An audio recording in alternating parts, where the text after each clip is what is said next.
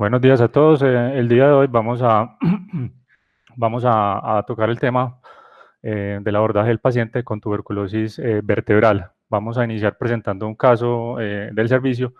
y posterior a eso vamos a continuar con la revisión del tema. Entonces, el caso clínico consiste en un paciente masculino de 1 año de edad, quien consulta por un cuadro clínico consistente en caída desde la cama, una altura aproximadamente 50 centímetros. La madre refiere que posterior a eso le nota pues como una deformidad, como un tipo jiba en la región dorsolumbar,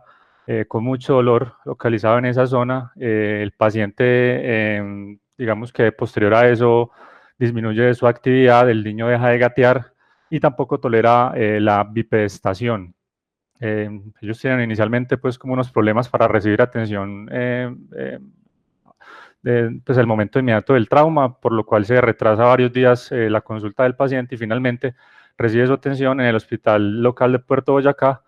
donde realizan estudios radiológicos que sin embargo refieren que por la calidad técnica de la imagen no pueden descartar realmente si tiene una fractura, entonces remiten a la institución para valoración y necesidad de estudios complementarios. Al ingreso del paciente por el servicio de pediatría, refieren básicamente que el paciente,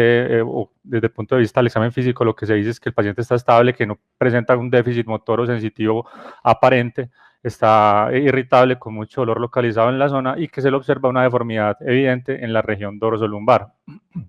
Ellos consideran descartar causas asociadas a fractura patológica, por lo cual solicitan una tomografía de la columna y la valoración por ortopedia y neurocirugía. Acá vamos a ver entonces las imágenes de la tomografía que se le tomó al paciente.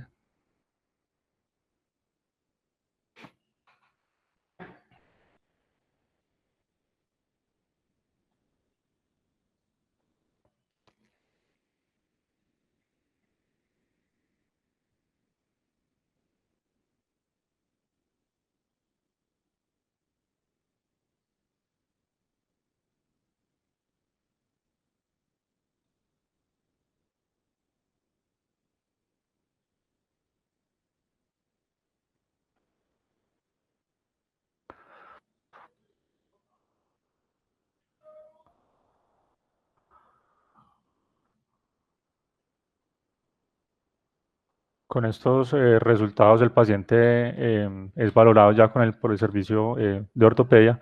en el escenario de una fractura patológica en un niño que presenta un trauma de baja energía. Se considera en primera instancia descartar pues, las causas posibles de la fractura patológica, descartar un proceso infeccioso asociado. Ello se considera o se conceptúa una espondilodicitis bacteriana que se absceda versus otras causas de fracturas patológicas frecuentes en este grupo etario, donde se incluyen la enfermedad granulomatosa, sin descartar la posibilidad de que se trate también de una infección por tuberculosis. Al ingreso por ortopedia se solicita evaluación por radiología intervencionista para llevar a cabo un drenaje guiado por TAC y la toma de la biopsia. Se pide complementariamente la resonancia magnética contrastada y se considera iniciar antibióticos empíricos previa toma de cultivos por radiología intervencionista. Estas son las imágenes que tengo de la resonancia magnética que se le hizo al paciente, complementaria.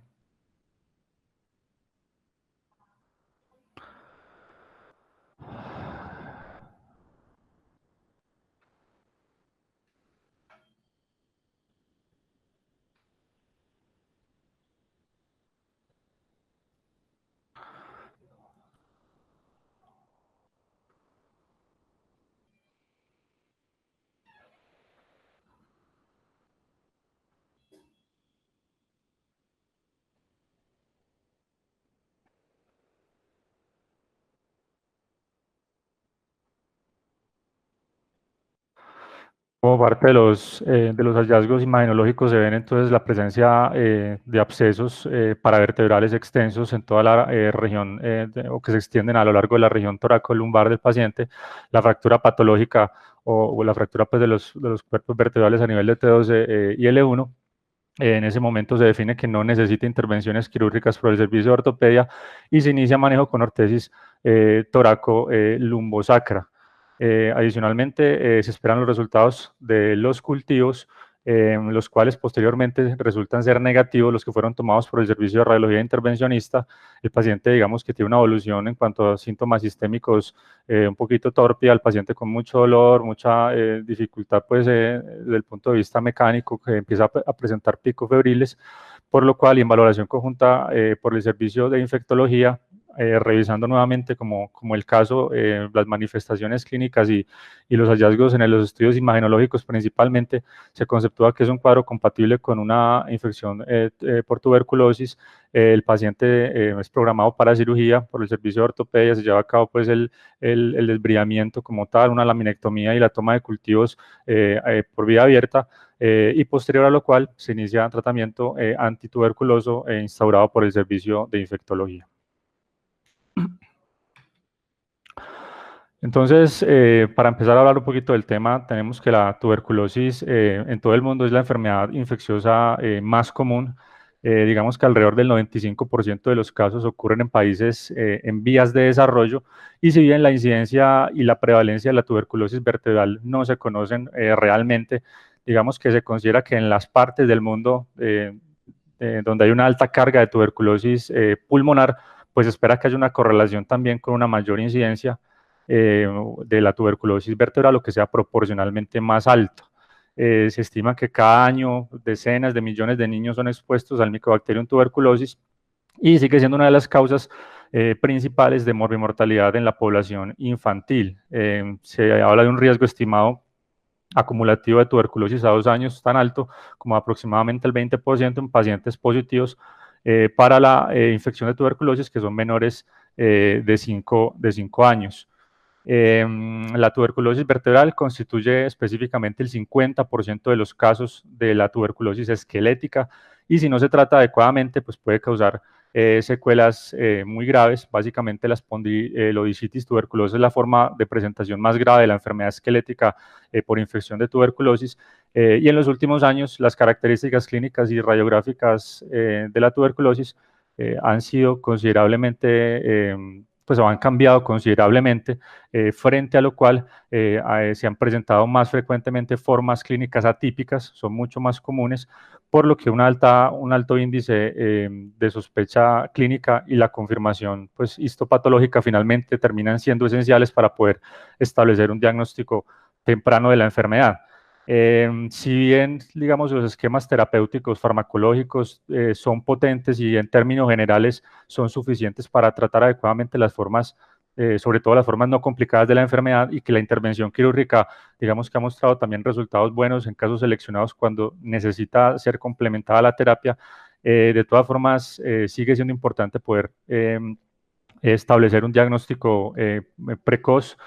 básicamente tratando de prevenir secuelas a largo plazo, la aparición de secuelas principalmente en el caso de la tuberculosis vertebral, deformidad vertebral de la columna vertebral, tratar esas secuelas cuando ya existen y poder establecer principios de manejo para casos tanto complicados como no complicados.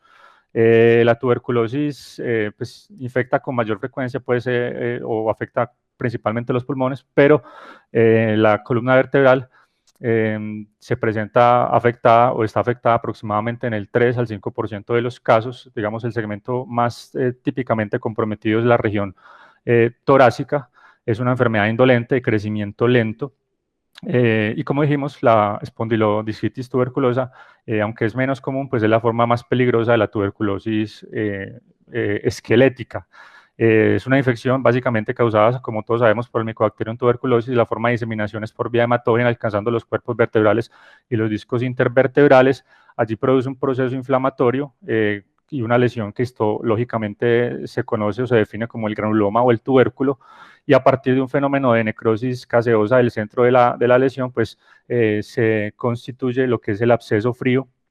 que comienza a expandirse o a presentar una diseminación siguiendo unas vías o unos caminos de menor resistencia, frecuentemente a nivel subligamentoso, alojándose por debajo de los ligamentos longitudinales, tanto anterior como posterior, y a partir de allí pues puede progresar para producir la destrucción del hueso, de la estructura ósea, causar dolor, provocar el colapso de los cuerpos vertebrales y finalmente llevar pues a la aparición de la deformidad en esos pacientes. Digamos que hay diferentes patrones de expansión o de extensión a nivel espinal. Digamos que el más frecuente o el más común es el tipo paradiscal,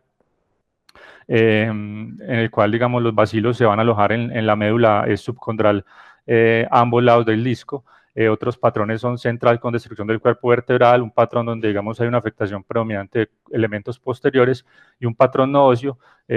donde hay una formación extensa de abscesos, que también es uno de los hallazgos, pues, como característicos desde el punto de vista imagenológico de la tuberculosis vertebral, y que puede diferenciarla pues de otras afecciones, otras causas de etiología infecciosa pues no tuberculosa.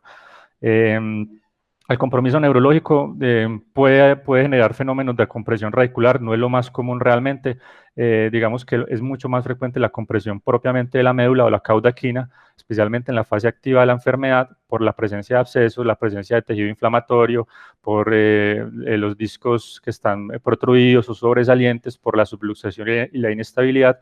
Pero también puede presentar el paciente complicaciones neurológicas o déficit tardíamente cuando ya se ha resuelto la infección, cuando ya el paciente fue tratado por la tuberculosis, y esto se debe en relación con las secuelas que puede dejar, especialmente en la deformidad, que puede llevar a una compresión crónica pues, de la médula espinal,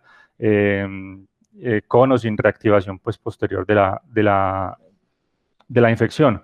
Del punto de vista clínico tenemos que es un cuadro extremadamente variado, como todos ya sabemos pues, y hemos visto en los escenarios de tuberculosis, el periodo diagnóstico que va desde el inicio de los síntomas hasta que uno habla que él tiene tuberculosis puede ser de 2 semanas hasta varios años después. Básicamente las manifestaciones clínicas van a depender de la gravedad, de la duración de la enfermedad, de dónde esté localizada la enfermedad, de la presencia de complicaciones como abscesos, tractos sinusales, el deformidad, el déficit neurológico. Pero sin embargo, digamos que el dolor de espalda es el síntoma usualmente más común. Es un dolor, digamos, no mecánico, característicamente no exacerbado con la actividad, sino que tiene un patrón mucho más compatible con un dolor tipo inflamatorio. Y principalmente es como consecuencia, más que como complicaciones neurológicas, más que como la compresión radicular, es más consecuencia del proceso inflamatorio que está desarrollándose a nivel de la estructura ósea y los cuerpos vertebrales, y que su intensidad es directamente proporcional, pues, como tal, al grado de destrucción ósea y a la inestabilidad que puede producir después. En ese tipo de pacientes es importante tener en cuenta que los síntomas constitucionales no son tan frecuentes, o sea, la pérdida de peso, la diaforesis, la fiebre no son tan frecuentes como en el caso de TB pulmonar, y como ya dijimos, los síntomas neurológicos pueden ser también tempranos durante la fase activa, pero también pueden presentarse durante la fase tardía cuando ya la infección se ha resuelto. El absceso frío, cuando hablamos de absceso frío, digamos que hablamos de una de las características diagnósticas de la tuberculosis espinal. Ya vimos más o menos hacia grandes rasgos cómo se formaba el absceso frío y cómo tendía a extenderse a nivel paraespinal y subligamentario. Generalmente la afectación cervical se acompaña en algunos pacientes con la formación de abscesos retrofaringios que pueden llevar a la aparición de disfagia, de estrido respiratorio, pues como ese tipo de complicaciones, también como cambios inflamatorios localizados en el triángulo anterior o posterior del cuello. En la región torácica, básicamente se habla también de un proceso inflamatorio pues como fusiforme a nivel paravertebral, que se puede evidenciar radiológicamente y que puede seguir el curso de arterias intercostales hacia la pared torácica, y en la región lumbar puede haber inflamación localizada a nivel de la región inguinal, y el fenómeno de absceso puede también extenderse a lo largo del psoas, produciendo fenómenos de deformidad o contracturas en pseudoflexión de la cadera. A medida que la enfermedad va progresando y a medida que se van extendiendo estos abscesos y el proceso inflamatorio y la destrucción, digamos que el colapso de los cuerpos vertebrales invariablemente va a llevar a la progresión de una deformidad, usualmente una deformidad cifótica localizada, que puede manifestarse en un solo cuerpo vertebral, que se habla de una deformidad en aspecto de nudillos, cuando afecta solamente una vértebra, una deformidad gengiva cuando el compromiso es de 2 o entre 3 vértebras contiguas, o una cifosis global cuando hay múltiples vértebras que que estén comprometidas en los pacientes. Digamos que en la población infantil, particularmente la flexibilidad y la inmadurez de la columna hacen que estos pacientes sean altamente propensos a una progresión rápida de la deformidad una vez tienen lugar los colapsos. Y no solamente eso, sino que adicionalmente el paciente puede experimentar una acentuación o un agravamiento de esa deformidad aun cuando la enfermedad ya se ha resuelto, la enfermedad infecciosa. Es por eso que, y esto es en relación al crecimiento del paciente, es por eso que todos los pacientes que son tratados por tuberculosis vertebral, que se les resuelve el proceso infeccioso activo, deben tener un seguimiento hasta finalizar el crecimiento, porque son pacientes que van a tener una propensión pues a agravar la parte de la deformidad espinal. Para esto se han establecido o tratado de establecer criterios o hallazgos o parámetros que me ayuden a identificar cuáles son esos niños que tempranamente van a tener más riesgo de desarrollar estas deformidades, y hablamos en ese orden de ideas de los signos de la columna en riesgo, que básicamente son 4 signos. Se habla de lo que es la separación de las facetas,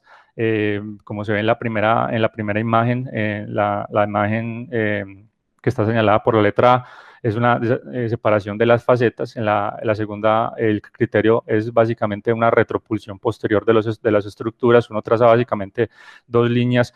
a lo largo de la pared posterior de la vértebra normal superior y la vértebra inferior, que también está normal, y se observan si hay presencia de estructura ósea o fragmentos que se encuentran posterior a la intersección de las líneas. Me habla de retropulsión posterior. El tercer criterio es la presencia de traslación lateral, también evidenciándose a través de una línea trazada a través de los pedículos de la vértebra superior normal y la inferior, que también está normal sin afectación, y donde no hay digamos, no hay una continuidad en la línea entre los pedículos. Y finalmente la presencia de colapso, el último criterio para definir signos de columna en riesgo de pacientes que deberían tener un seguimiento más estrecho y pacientes que van a tener una mayor tendencia pues como tal a desarrollar deformidades más severas. La cifosis básicamente la regla, no es la excepción en los pacientes. Se habla de que el paciente que es tratado de forma conservadora va a tener un aumento promedio de 15 grados en la cifosis, y en un 3 a un 5% de los pacientes la deformidad final va a ser mayor de 60 grados. También puede haber alteraciones del crecimiento del paciente por la misma enfermedad, por las intervenciones quirúrgicas que se puedan llevar a cabo, por los desbridamientos quirúrgicos, por el efecto pues biomecánico como tal de la deformidad y la descompensación del equilibrio axial de la columna puede comprometer la capacidad de crecimiento de los cuerpos vertebrales. Acá vemos en la imagen, por ejemplo, en este niño básicamente que tiene ya una deformidad muy marcada, cifótica a nivel de la columna, principalmente cervical y torácica alta. Estudios de laboratorio, ¿no? Como digamos en el escenario de la tuberculosis, es básicamente hallazgos compatibles con infección crónica, anemia, linfocitosis relativa, una BCG elevada. La prueba cutánea de tuberculina, pues esencialmente no es diagnóstico en áreas endémicas donde los pacientes pueden estar expuestos a infecciones subclínicas o a la vacuna como tal. El cultivo fundamentalmente es el estándar de oro, el aislamiento pues del microorganismo en el tejido infectado, con un rendimiento aproximadamente del 60%, pero que necesita, digamos, un largo periodo de incubación, aproximadamente 4 o 6 semanas, por lo cual se tratan de desarrollar pues técnicas de diagnóstico que sean mucho más rápidas, entre ellas la PCR o reacción de cadena polimerasa, que básicamente lo que hace es amplificar el DNA de la Mycobacterium en tuberculosis con una sensibilidad entre el 95 y 98%, pero que pues básicamente digamos que el resultado positivo de una enfermedad no es, digamos, no es sustituto realmente del cultivo, y en la medida en que no indica la enfermedad propiamente activa, al no ser capaz de reconocer, digamos, microorganismos vivos de microorganismos que estén muertos, o si se han aislado, por ejemplo, de una muestra muy antigua del tejido óseo. Y de pruebas serológicas, digamos que, o sea, los niveles de inmunoglobulina M o la inmunoglobulina G, que básicamente no van a ser diagnósticas, sobre todo en pacientes con un bajo nivel pues, de bacilos. Los estudios imagenológicos, la radiografía simple convencional, digamos que no va a tener un papel relevante en el estadio temprano de la enfermedad. Digamos que los cambios más sugestivos pues, o que se presentan en la medida que va progresando son estrechamiento del espacio discal, son la presencia de osteopenia localizada, la presencia de pues, como una rarefacción, sobre todo a nivel de los platos terminales, pero que inicialmente no se van a ver, entonces no van a jugar un papel como muy importante realmente. Obviamente, en la medida que avanza la destrucción y el colapso del cuerpo vertebral, pues la deformidad va a ser evidenciada en rayos X normales, la deformidad y pues eminentemente el colapso del cuerpo vertebral o las fracturas como tal que se puedan ver. La tomografía surge como el estudio pues, con un mayor rendimiento para evaluar el tejido o la estructura cortical, para evaluar la extensión real de la estructura ósea, me permite evaluar compromiso de elementos posteriores, analizar segmentos que de pronto en la radiografía no sean tan fácilmente evaluables como la unión cráneo-cervical, la región cervicotorácica o las articulaciones sacroiliacas. Básicamente, y hay que tener en cuenta que la presencia de abscesos intraespinales extraurales extensos con la presencia de calcificaciones, que es lo que también va a permitirme ver la tomografía, se presentan hasta en el 50% de los casos de una infección tuberculosa en las vértebras y que es una de las diferencias más importantes contra otras formas infecciosas de afectación de la columna vertebral, como una espondilolisitis piógena, sobre todo este fenómeno de calcificación que va a ser evidenciado en la tomografía. Y finalmente, vemos acá imágenes pues, de estudios tomográficos donde se ve el compromiso de la estructura ósea con los colapsos de los cuerpos vertebrales, la retropulsión de los elementos posteriores y que van a condicionar pues, esa inestabilidad que va a llevar finalmente a la deformidad segmentaria. Y finalmente la resonancia magnética pues es considerado el estándar de oro al permitirme o al tener una mayor resolución de contraste para evaluar realmente qué tan extenso es el compromiso de los tejidos blandos de los pacientes, el compromiso de estructuras neurales, la presencia de abscesos, sobre todo aquellos que son extensos, que es digamos una de las características importantes. Hallazgos característicos básicamente es la presencia de hipointensidad en secuencia ponderada de T1 en los cuerpos afectados, hiperintensidad en T2, como dijimos, la presencia de abscesos extensos tanto a nivel intraóseo como para y prevertebrales, la extensión de estos abscesos a nivel subligamentaria, rupturas del espacio epidural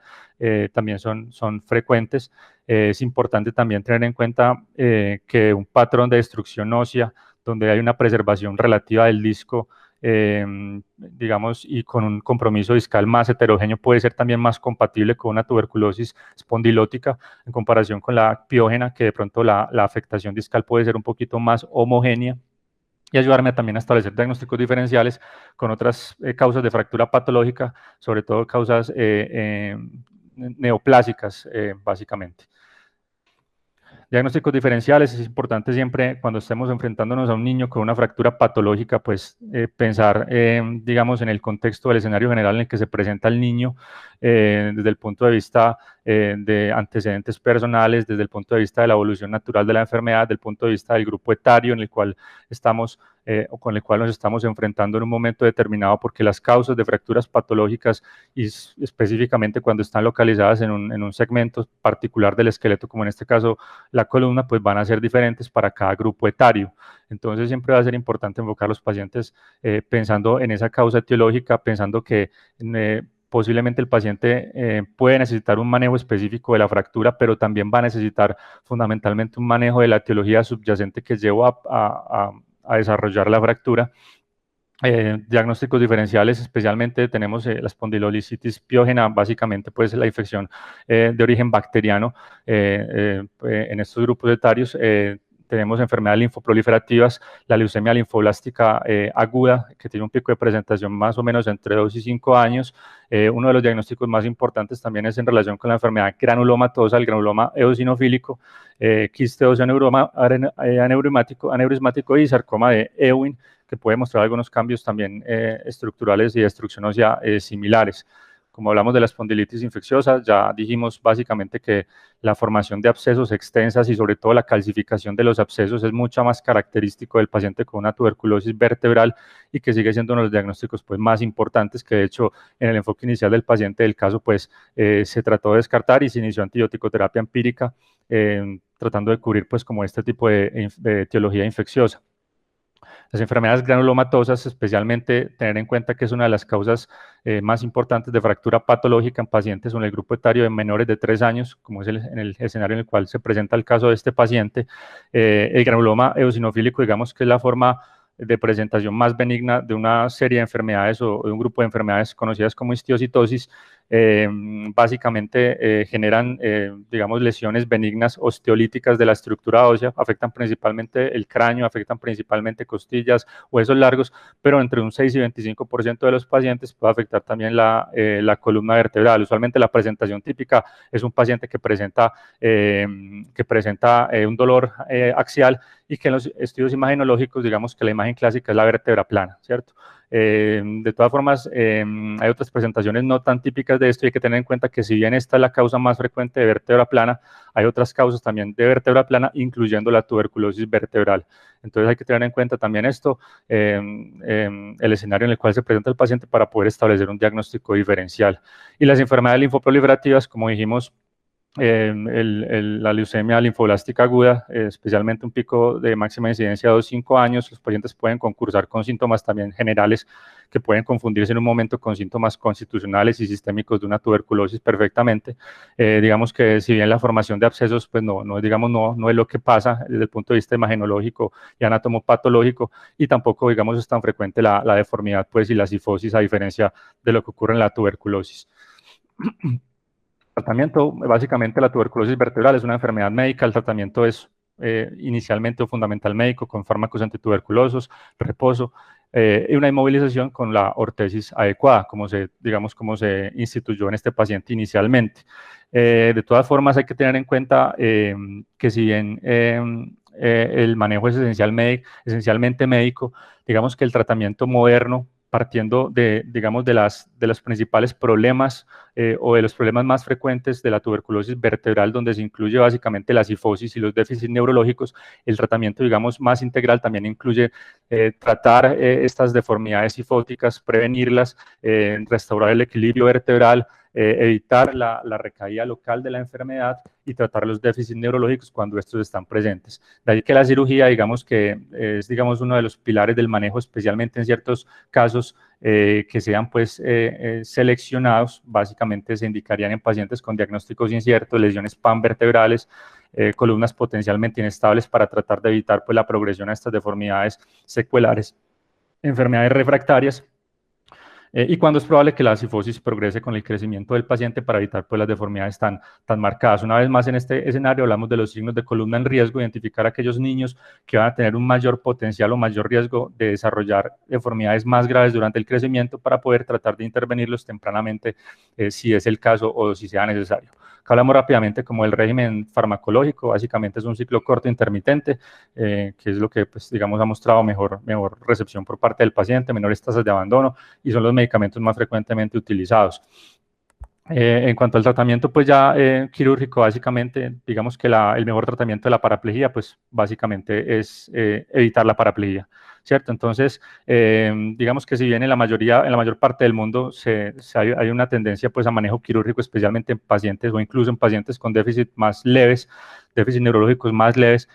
varios estudios realmente han mostrado que el manejo quirúrgico, digamos, ha sido superior en cuanto a la capacidad de retornar o de recuperación neurológica en comparación con los pacientes que son manejados de forma conservadora. Sin embargo, para pacientes que no tengan un déficit neurológico que sea significativo en un momento determinado, como una paraplegia, digamos, el papel de la cirugía es menos definido y en términos generales